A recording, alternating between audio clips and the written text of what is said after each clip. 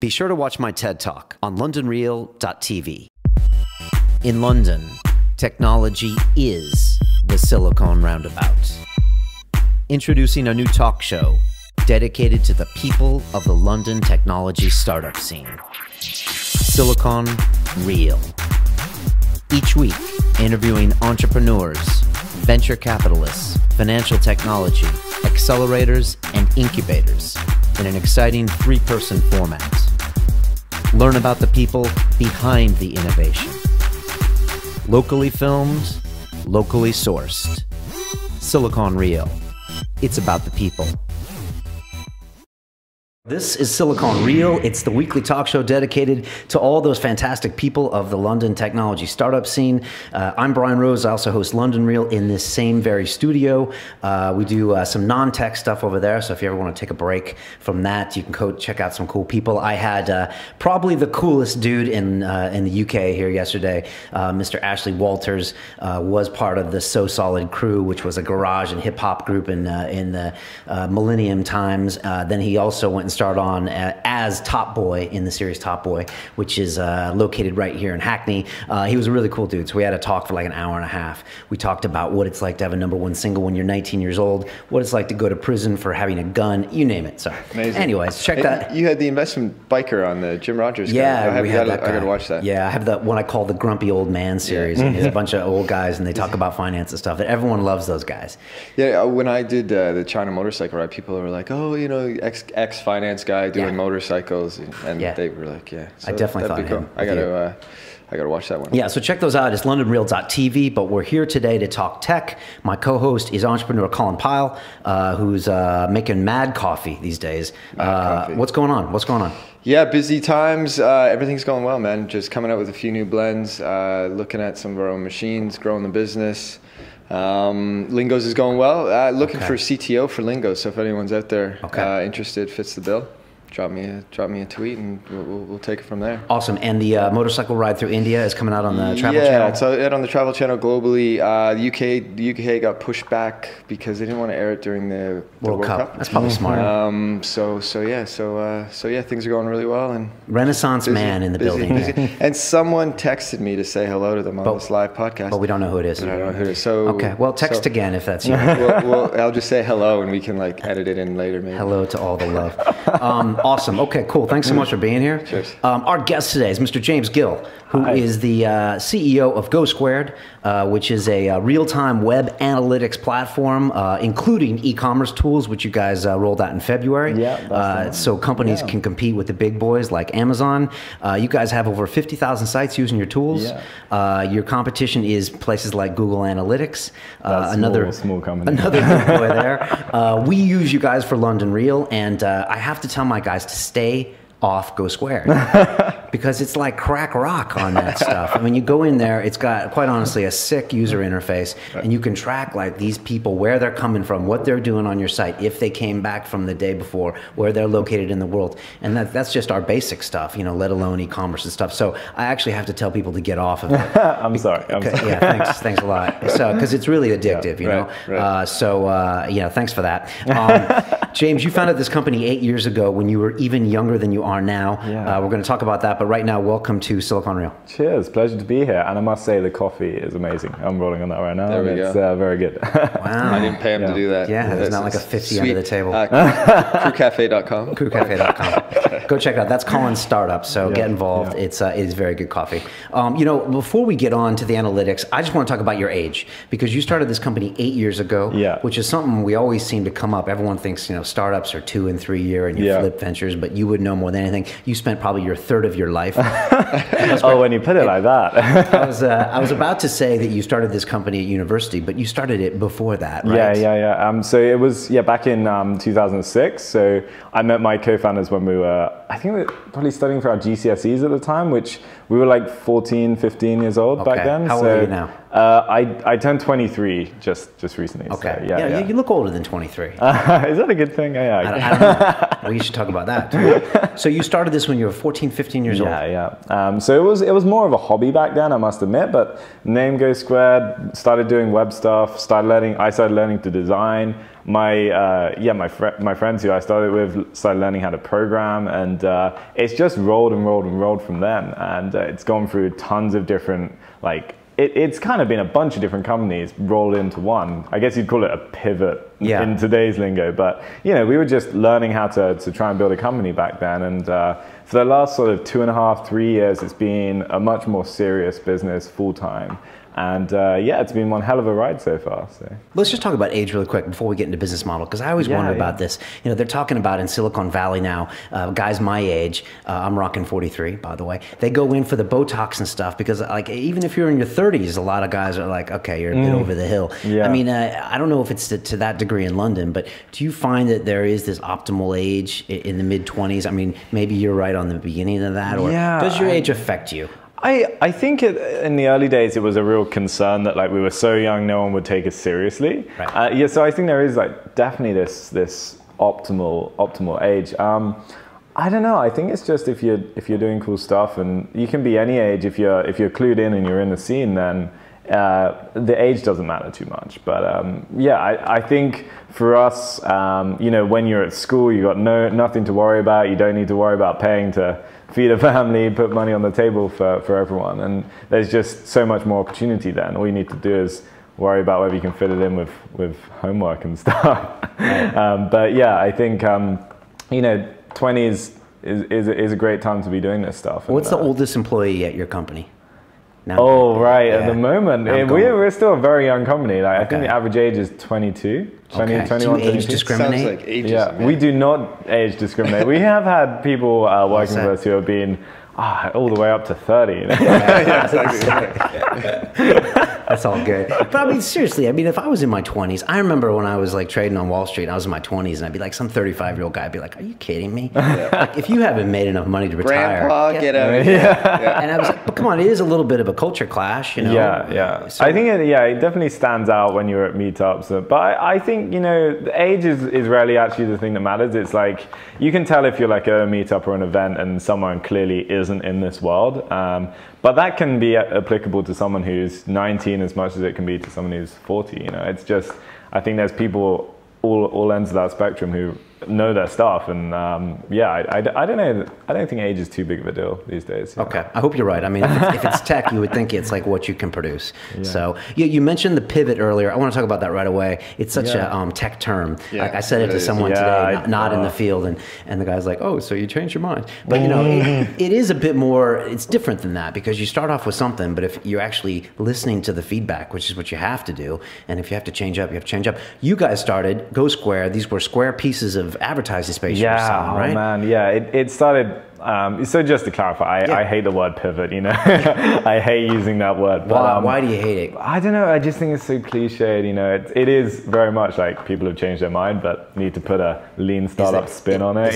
Is it laced with failure or something? It sounds less ambiguous. Like to an investor, you're like, oh, and then we pivoted. Rather than like, oh, I was fucking really wrong when I went this way, and so I decided to go this way. Yeah, I mean, like, to be honest, like when we started, the internet was a very different place to where it is now, and the whole startup scene is just so different. But back then, I saw Alex Chu's $1 Million homepage, and we just little pixels. And like I don't know if you've seen that, but it doesn't ring a bell. It's just all these different ads. It's this beautiful site with 1 million pixels in this grid, and you could buy like a square of pixels, and that would be advertising space forever. And so every pixel was $1 each, and I think so many people, we weren't the only ones, but like so many people cottoned onto that as being this genius, simple idea, and sort of thought they could give it a go. And I was always much more interested in design than anything else, and we thought, like, let's try and do that but actually make it look good. And so that's how GoSquared was born. We were selling a grid of 5 by 5 square ad spaces on our homepage. And, 5 pixels.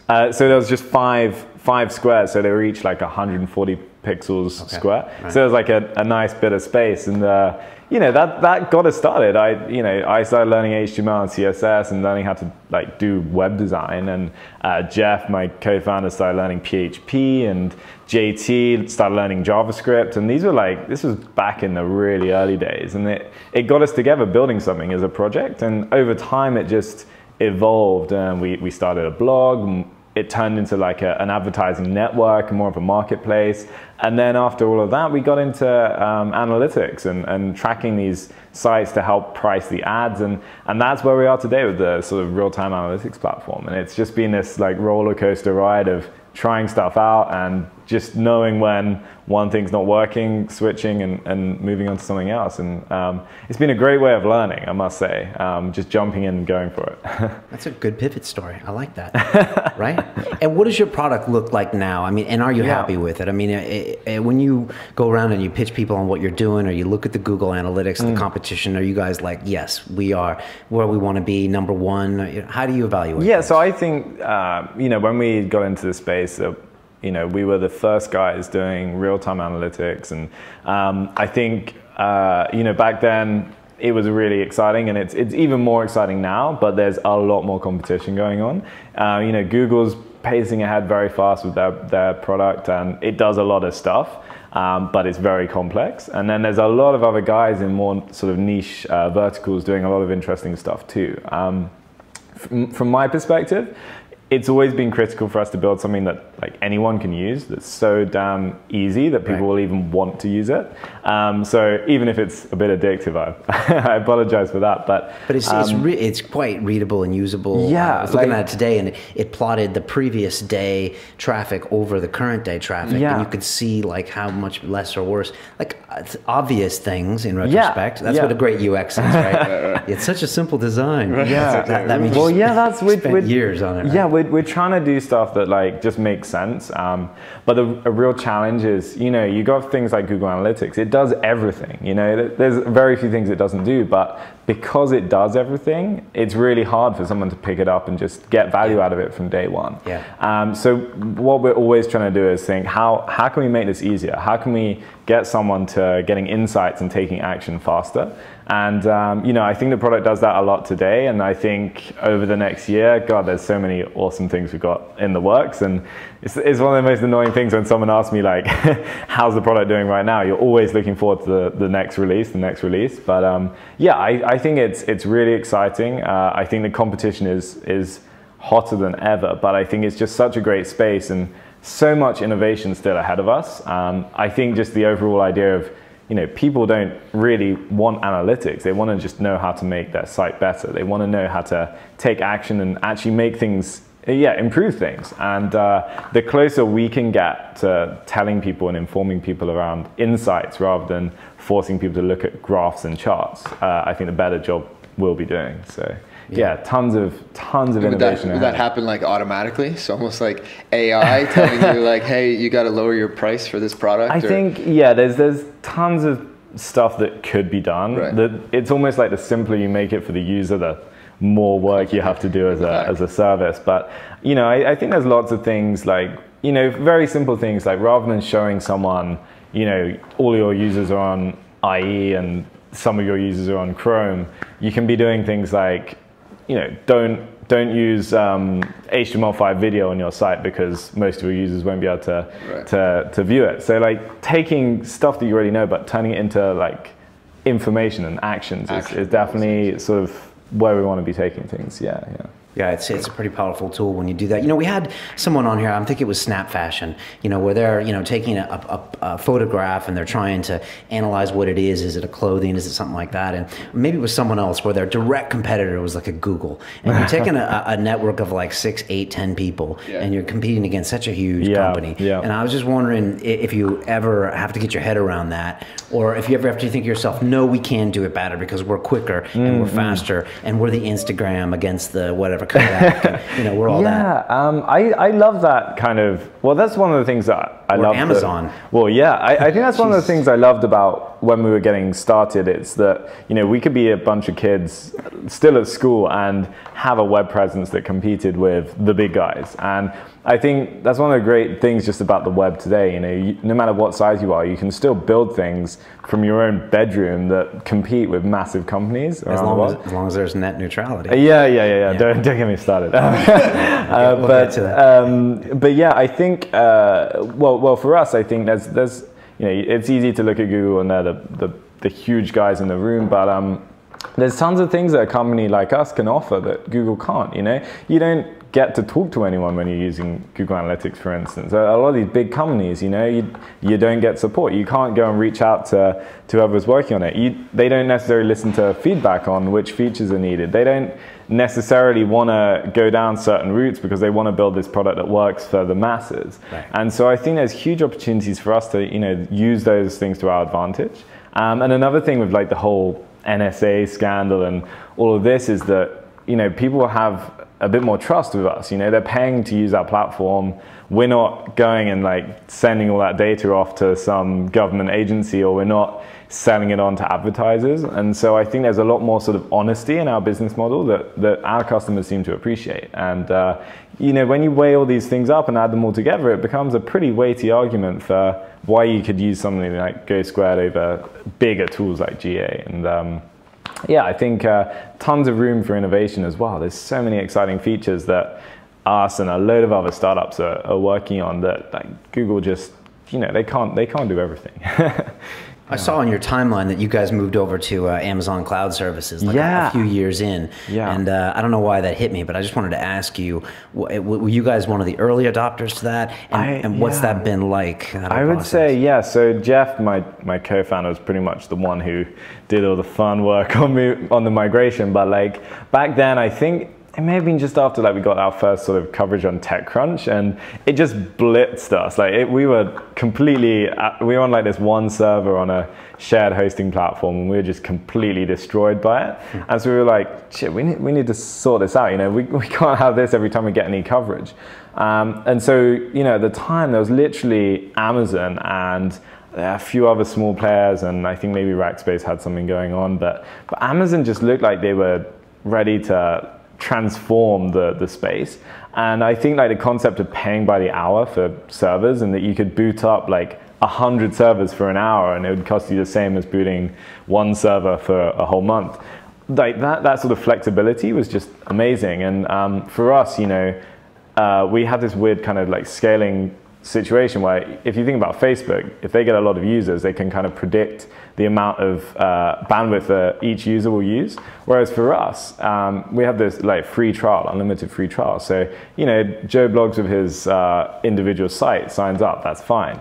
But then you could get like, I don't know, the Wall Street Journal signing up the next day. And just that unpredictability meant we needed to scale really quickly. And so, yeah, Amazon just came along at exactly the right time. We jumped on there.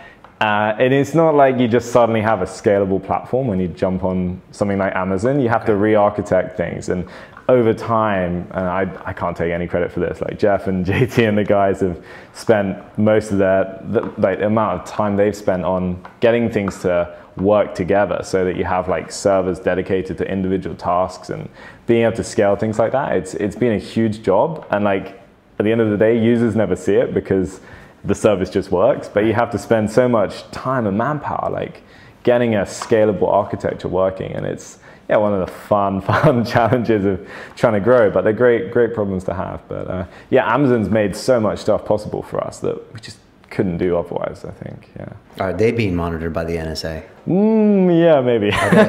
They seem to know their stuff on security. But do they run the CIA websites? Well, they've got a thing called GovCloud, which is like their own data center for a lot of government stuff in the US, which is supposedly all separate from the like consumer stuff. But Amazon's got some massive massive businesses using AWS now. It's crazy. Huddle's got some government stuff he was saying, remember? Oh yeah. Huddle does all the UK kind of cloud stuff, don't they? Yeah. You mentioned customer service. I mean, if one of these guys goes to your website and it's not working, you're not going to get a second call back, right? I mean, if they try the free trial, what have you learned about customer service over the last few years, and then compared to the Yanks? Because the Yanks really stepped their customer service game way up, don't they? Oh God, yeah. So I mean, I've always tried to offer the best damn customer service we can. It's a no-brainer. Like it's one of those huge advantages we have over like the big guys.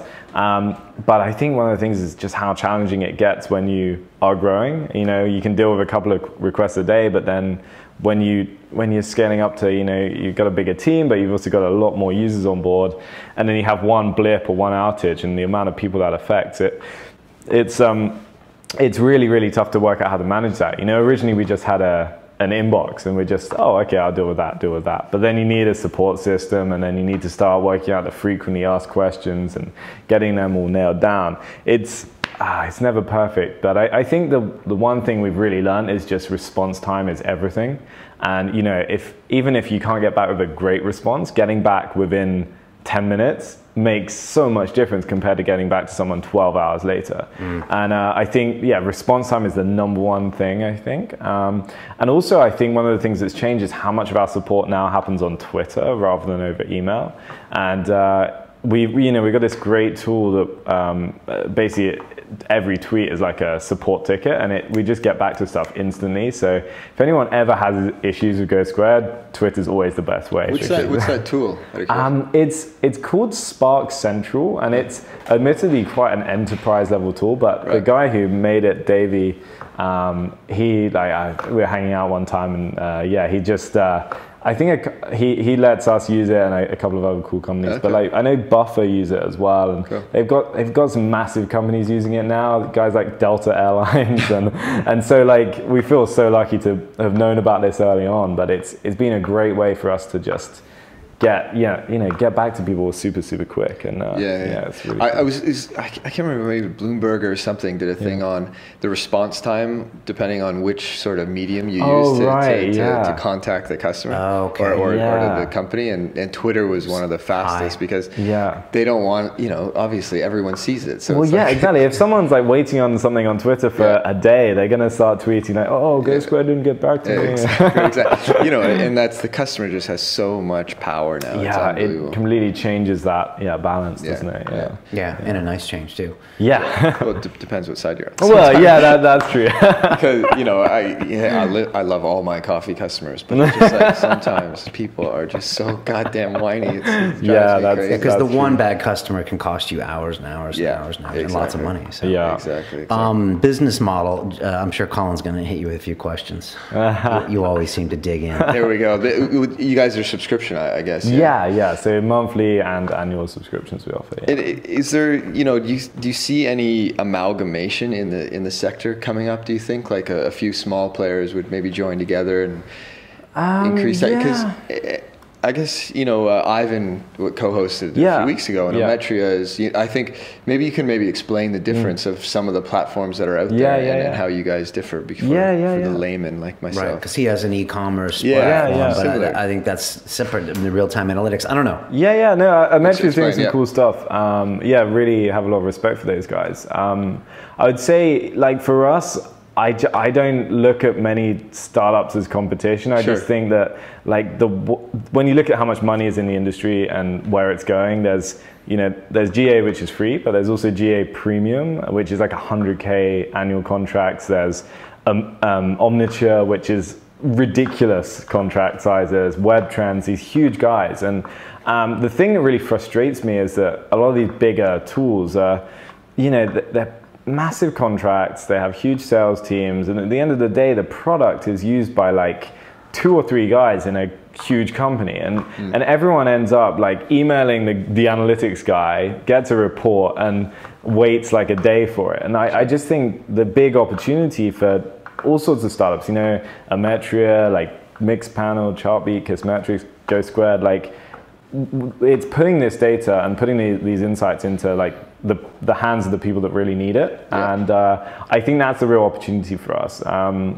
And And I think, you know, when I look at our customer base, a lot of our customers have multiple different tools on, and you know, I think it's very hard to find one tool that does everything right for every customer. And so I think that's why there's so many different, you know, people doing stuff in this space. You know, people need customer focused analytics, people need e-commerce analytics, people need publishing focused analytics, and there's so much room to like have great solutions that focus in on those needs, while also, you know, which are far better at those needs than, say, something like Google Analytics, which just does an okay job for everyone. And how much is it a month? Is it very tiered? We, oh man, pricing is a whole, it's crazy. it's a wonderful art and science when trying to decide pricing, but we do basically per page. Use your own system to determine how to charge pricing? In real time? In real time. Yeah. Well, basically, it's very simple for us. It's just like the more page views you have, the more you pay, but you can get started for like 10, 15 quid a month, and goes right up to like bigger guys paying us thousands a month, depending on. I gotta try it. Again, the coffee just got kicking off. We use Crazy Egg. Do you know Crazy? Oh yeah, for heat mapping. Yeah, it was pretty cool. But again, it's something that I just don't have the time, and I don't have a specific guy on my team to look at that. So it ends up being me, and to look at a dashboard that's just much easier and gives me the things I need to see. Exactly. So many people say they're like using Google Analytics, but they've got it installed, but they like. No, I have Google Analytics installed. They don't actually use it. Yeah, exactly. I know. I log in and I'm just like, oh shit. It's like, and they change it every week, and it's like this is moved, that's moved. They renamed that, and I don't know. It's good. Their ad buys and AdWord platforms are really bad. I got so angry at Google AdWords because we make Nespresso compatible pods. Sorry to keep going to coffee. So I can't use coffee. Are you an entrepreneur? Crewcafe.com. So Nespresso is a trademark term, so you can't use it in an ad. But all of our competitors are using it. So I was like screen grabbing, like Nespresso pods, and you'd see like all of these competitors that are doing sort of what we're doing, and I'm just like, what the fuck? And then it's like to your thing, it's like, how do you contact them? And then you end up sitting on the phone for like somebody told me that one time. They're like, call YouTube customer service. I was like, email YouTube customer service. It doesn't exist. And it was like, tweet at Google. It's like, it doesn't work either, right? It's just like, the giant, how do you get a hold of it? Yeah, exactly. Tweet the machine, it'll get mad at you. And how is business? How are your revenues? It's good. It's good. So we've been growing and growing over the last few months. And one of the things we did was introduce a new pricing system, which starts at a slightly higher price point. We got rid of our free plan like late last year, and that was I was really nervous about that move and what that would do to our numbers. But it turned out that like conversion from our trial to premium actually like doubled when we dropped our free plan, which was pretty exciting. So but like the aim for us right now could have gone the other way, right? Well, I don't know, we were just worried like will it piss off the community and stuff, and so far touch wood, it's been okay. But the aim for us right now is just to continue growing on the revenues coming in. We're doing great. The revenues are growing every month, and we're getting to the point where it's break even, and we're just continuing to grow the revenues as much as we can. And we're not really looking for more funding at the moment. We're just trying to continue to grow our customer base. And I just think there's so many customers, especially at a higher end, that we could be winning right now, and it's going to be exciting. We've got some pretty tough targets to meet. People are willing to pay for analytics, though. Absolutely, absolutely. I think it's a combination of better tools, more niche tools, and also the team and the support and the sort of training you get with that makes it a valuable proposition for people, I think. What kind of financing have you had? I didn't even know. Oh yeah, so we've raised, it must be like 2.5, 3 years ago, we raised from Passion Capital before like Passion was properly set up. So the angels at Passion, Eileen Burbage, Stefan Glinzer, and Robert DeGuerro, and they all put like money in individually, and also Thomas Jones, who is now at an angel, a startup VC called Charlotte Street Capital. So they put in, a small round early on, and a funny story about that was like Jeff and I took a gap year out after school, like after we'd done our A-levels to you know, see if we could make GoSquared work. And we were like, oh man, we're going to be in our office in London. We're going to be, you know, living the high life, running a startup. And, you know, by the end of the gap year, we're like, okay, it's been fun, but like off to uni now. Let's get on with our lives. Let's keep GoSquared going on the side. And a week before, we were like just packing for uni, and I get this random email from Eileen at Passion, and she's like, oh, we've seen you guys, we've been following you for a few months, want to come in and chat? And we go and chat, and she's like, yeah, here's the deal, we'll put some money in, we'll do a round, you guys will be full-time on this, how does that sound? And Jeff and I, like JT was already at uni at this point, but yeah, Jeff and I were like, oh my God. And so we went to uni for like 4 or 5 weeks thinking, what do we do? What do we do? And we spoke to like everyone we knew. And in the end, we were like, screw it, let's run GoSquared full time. And so yeah, Jeff dropped out of Nottingham. I dropped out of Exeter Uni after like five intense hardworking weeks, and went on to run GoSquared full time out of White Bear Yard.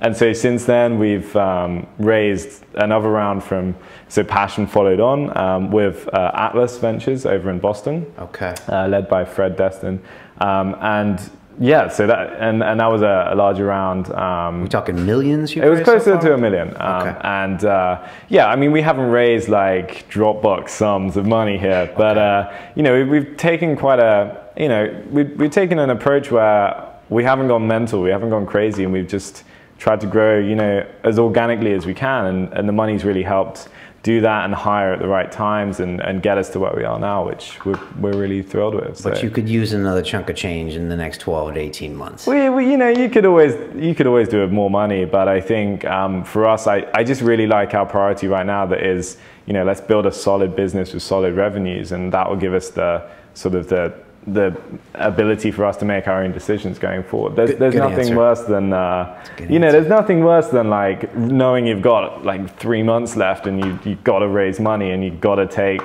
whatever comes your way, you know. And I think, you know, we're just putting ourselves in the best position. Yeah. Okay. So when Eileen first called you up, yeah, how old were you? I think 18, 19, I think, yeah. So, you know, I think it's a fear for a lot of kids out there, and especially me. If someone called me up at 18, 19, I wouldn't have a clue, yeah, right, what a term sheet looks like. Yeah. Am I getting screwed over? Like, so maybe talk to, I think that'd be helpful for a lot of our guests potentially. But, sure. Yeah. You know, who'd you reach out to? What resources? Yeah, for sure. So I had a really good friend at the time who was running a company a bit like Songkick, actually. And yeah, he was the one who originally made the connection with Eileen and me, called James Proud, and he's now over in the Valley. But he was like the same age as me, and I always sort of saw him as being like a step ahead, and like he's almost like in the next year at school, you know, he's already done all that. And you know, he kind of gave me a lot of feedback on Eileen and Passion, and you know, really, you know, made it clear like they're not going to screw you around. They know what they're talking about. They've got the experience. And then I think when we had the meeting with Eileen and Stefan, it just, you know, really highlighted to me that they knew what they were talking about. You know, my impression of investors at the time was like, all they care about is profit, margin, you know, how much revenue bringing in. And I think most angel investors now are pretty sensible to know that those aren't the key performance indicators at such an early stage. You know, you got to be looking at the product, the team behind it, and what they plan to do, what their vision is. And I think that was what just really stood out for me, that they were willing to put the money in based on us as a team. And yeah, I must admit, like, we were clueless about like what even raising money would even involve. So and the scene back then was so different as well, you know, like White Bear Yard had maybe 2 or 3 companies in it and was one of maybe 2 startup hubs or co-working spaces in London, and you know, there weren't that many startups around, but one of the cool things was being at White Bear Yard, there were a couple of other people doing that, and we spoke to a lot of people there. My dad's always run his own businesses, not in tech, but in advertising, and so he's always kind of, I guess, like, given his path through life, I never kind of assumed I'd be working for someone else. I kind of thought I would maybe end up running something my own one day. And I don't know, I just think that it sort of, all the timing kind of worked out fairly well. And just based on like how legit Eileen and Stefan and Robert seemed, we just sort of thought, let's go for it. A leap of faith. Like, let's just go for this, and you know, what's the worst that can happen? And a great thing as well was Jeff and we spoke to our universities, and they were like, we wouldn't normally let this happen, but you can come back next year if this doesn't work. And so suddenly I was like, oh shit, let's do this. Right. And in retrospect, were the terms of the deal good? And when you look back on it, you're like, I don't think we could ask for better angels in London. So he's actually a veteran in this space. If you actually listen to what he's saying, seriously, he's been around. He's been around at the beginning of the roundabout. Get the wrinkles, the grey hair. Yeah, exactly. 8 years. That's a long time. You got some grey hair? No, not grey hair yet. You know, the big thing I got to ask you, this is Silicon Real, so let's talk about acquisitions. You guys seem like a ripe target for someone to scoop up. And so I'm wondering, is that something that you actually solicit? And if it's not, then are you not doing your job as the CEO? You like that person? Man, that's something that comes up every now and again. Because, you know, people could grab you for a pivot. People could be like, look, this is real-time analytic information. We might not use it for this. We'll use it for this. Yeah, I don't know. I think, personally, I don't want to be acquired at this point in time. I mean, not me as a person, I mean, GoSquared. And I just think like there's a few reasons behind that, but like one of them is, you know, I think there's so much opportunity to still innovate in this space, and I think that we're doing a lot of things uniquely at GoSquared, and we are coming up with a lot of our own ideas in-house, and I know like our roadmap for the next 6-12 months, and I want us to be doing that stuff ourselves. And I also think, you know, a lot of people, okay, so money aside, I think, you know, when you're at school, you're thinking like, what do I want to do in life? And if I can do something that I enjoy, that's going to be great. And if I can make money from it, that's even better. And I think, you know, I think on the team, we've got this shared understanding that we all love what we're doing. We're setting our own destiny with what we're building. And I just can't imagine us wanting to do anything else. Like, even if we were still GoSquared, but working in another company, it wouldn't be the same, you know, reporting to senior management or, you know, shareholders and things like that. I love what we're doing right now, and I think there's just so much opportunity to do that under our own roof right now. That's how good companies succeed. Yeah, and feeling like that. Right? Well, hopefully. I mean, if you're looking for the exit around the corner, I mean, it's very hard to. And that would be distracting as well if we were like knocking on doors to, you know, see if someone will. I'm not saying we haven't had offers. You know, we've had, you know, a lot of companies come along and, you know, nose around, see what they want, but we've just not really wanted to go down that route. And also, like, I don't know, at the moment, I just really want to do as much as we can in the UK. I think a lot of people view success as selling out to Google, Apple, Facebook or something. And it feels like a startup dies every time they sell to Google, to Facebook. To an American company is what you're saying. Just say it. Startup crushers. It's just like, you see how many great companies Facebook buys, and then you just hear nothing from them ever again. It's like, go into the pool. Yeah. I don't know. Yeah, we'll see. Okay, a good answer, tactfully answered as well, a veteran answer. Okay, talk about 23 with press. He's been press training. I'm telling you, you can grab this guy. You know what? Let's hit on net neutrality before we wrap up. Will the net stay neutral or not? That's crucial to your business, isn't it? Yeah, it is. I mean, I don't know if I sincerely hope so, is all I can say. I don't know, we'll have to see. It's going to be interesting. And it's also going to be interesting seeing what the larger companies are really going to, you know, what kind of fight they're going to put up. You know, Google's always tried to play the good guys in this space and fighting for everyone to have access to the internet. And I know, will they be happy to just sit back and let this one slide, and knowing they'll be able to pay their way? And I don't know. We'll have to. It's hard to say with these, you know, NSA revelations that comes out. You get a lot of these protests, and you don't know if it's just lip service. And they were in Obama's office, and the Zuckerberg letter to the White House, and I don't know who's the politician here. I can't tell. and it's not in the interest of a lot of big companies, right? So yeah, I mean, the Justice Department is making a ruling on. I don't know, that flabbergasted me that the American justice system would consider that there wouldn't be a neutrality. But you know, I guess this is going to get worked out. Yeah, I don't like to get too Where's involved Anonymous? in politics. Yeah, good question. Come on, Anonymous. Yeah. Shut this down. Don't goad them, man. Those guys don't fuck around. I'm asking for their help. It's like I'm shining the Batman light. You know what I mean? Where's the big A light into the sky? And yeah, we would like to speak with someone from Anonymous. So yeah, if you're we'll try and, if you're listening, which I know you are, then we'd like to have you on either show. Yeah. So, you know, we ask a few questions at the end to people on the show. I'm going to adjust the ages a little bit, but I'm going to hit you with them. Just basics. If you could make a phone call to the 15-year-old James Gill and give that young man a bit of advice, let's say pre GoSquared, so maybe just a little bit earlier than that, what advice would you give him? What would you tell him to do?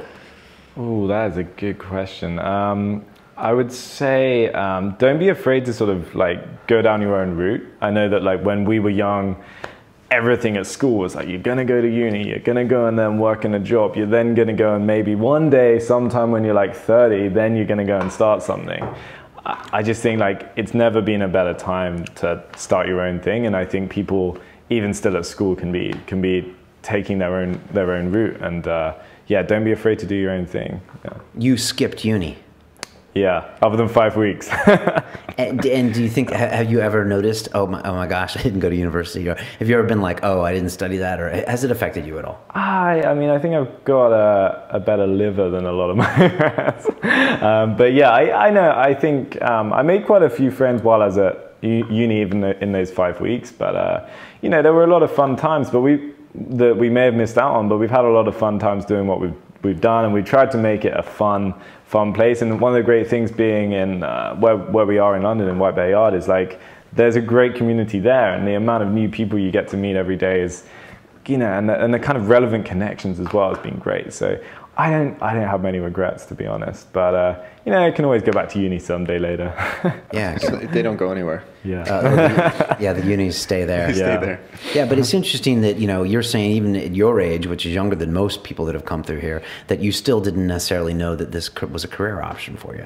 Yeah, I mean, I just knew that like I loved design, and the web was becoming this huge like platform to build great ideas off of. But while I was at school, it was still like a massive question of, you know, how can we turn this into something that is you know, going to put bread on the table? And I think that's where it's so critical in the ecosystem to have people that know what they're talking about with money, and like things like Passion Capital. And there's such a great ecosystem now in London.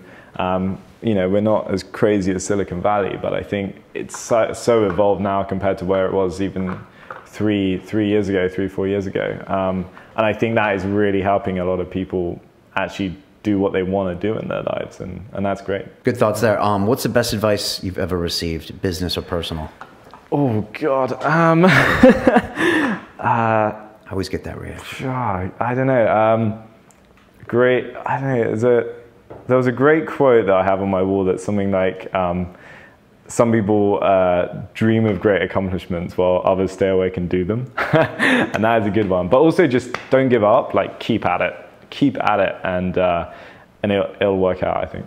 Yeah. Okay, last bit is, this is an interesting one. Advice to the people listening around the world that kind of were your age, you know, 20, 18, about what they should do if they want to, you know, get into tech, get into a startup, become a startup. What do you tell them? I would say for us, we were building stuff, but we never had much of a community or many people knowing about it at first. And one of the critical things we did was start a blog and talk about it and start giving stuff away. And I think the more you can like give out there that's quality, that's sharing valuable stuff, I think that all comes around. It's like karma. And I think that is a massive thing. Even if you haven't got a product yet, build something that can get you a community even without that product, and that's the most important thing. If you can get people knowing about you, talking with you, then you can build great products and software and companies off the back of that. So get involved somehow. Yeah, get involved and have like a story that people can kind of come to you and build a community around. Yeah. Interesting. Yeah. Do you see people jumping into the community now as a veteran that are getting in just because it's hot, just because they think it's the rock star, they think it's the way to do the quick flip? Yeah, there's definitely a lot of people that I think when you're genuinely in the community, you can spot those people a mile off though.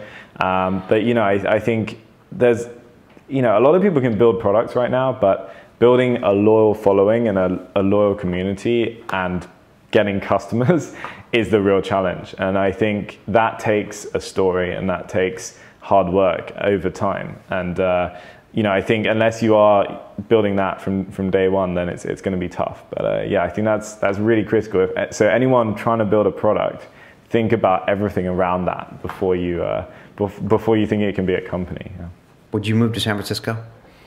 Not right now, no. No? I started watching Silicon Valley, that show. Oh, I had heard bad things about it, and I started watching it. Oh, Jesus! I need to check that out. I quite enjoy it. It's pretty funny, but it's also like scary to think that maybe even part of that could be true. It's just like, oh my gosh, Entourage-esque. It is very Entourage-esque. It's like everything is magnified, like the personalities and the stories, like times 10, and I don't even know if I could breathe there. I don't know. Have you watched it? I haven't. I've heard a lot about it. When you think about the Valley, have you been out there? Or, yeah. I have.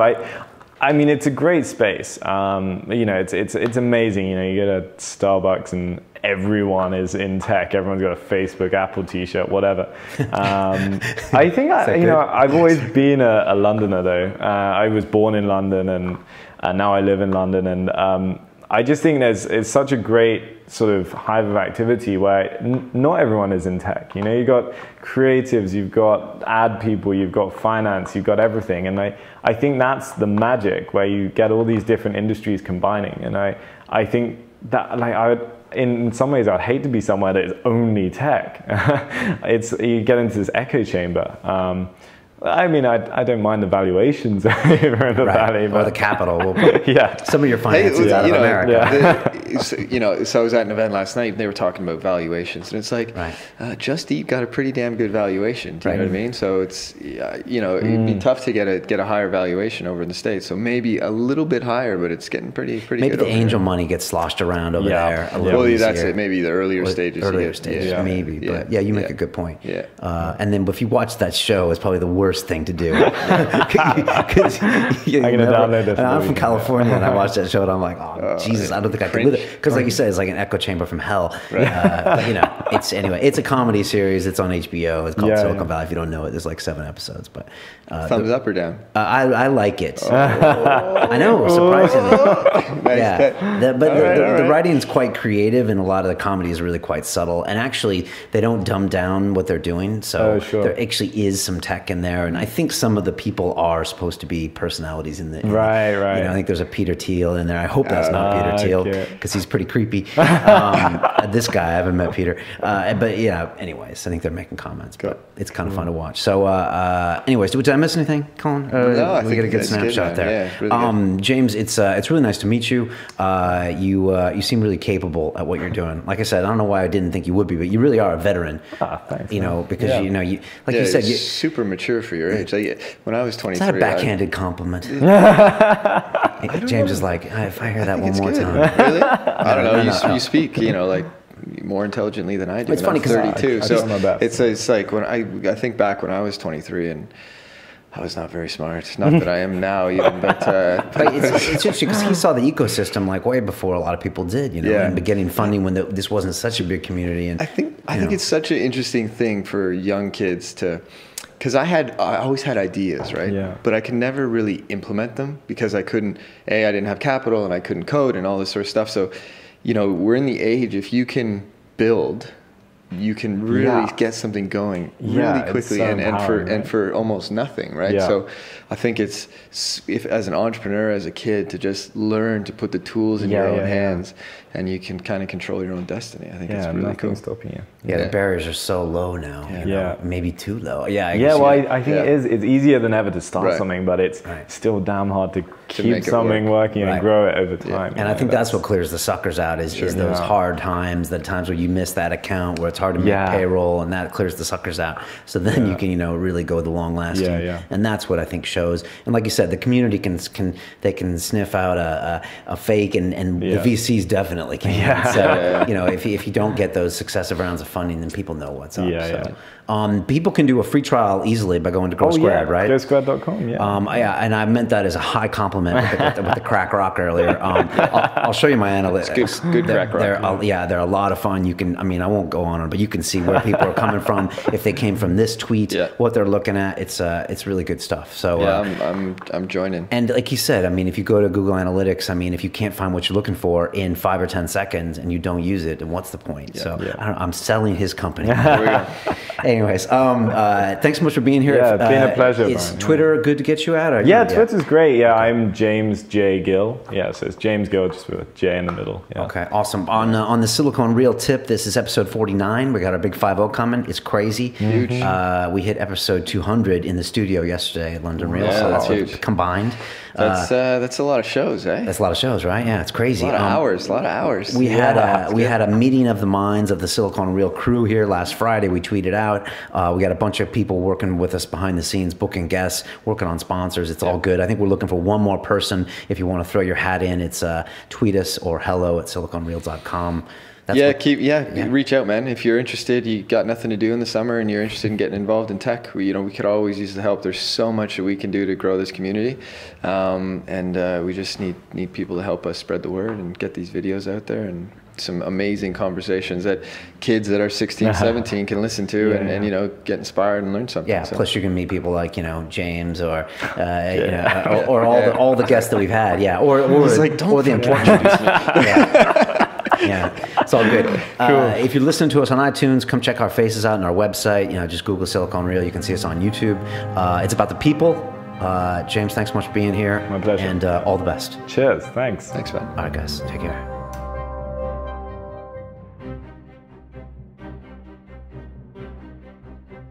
What we've tried to do is cut all the shit and just focus on what really makes working better. We see ourselves as a hospitality business. Our team are hospitality people. We won Service Business of the Year last year. It's probably London's only zombie-proof building. So when the apocalypse comes, come to Whitechapel. We've got off-the-grid power from generators. We've got a satellite dish bringing the internet. You go upstairs, you've got a 140-person event space called the Innovation Loft. If you have an event, and you want to put it on somewhere, come and see us. It's free.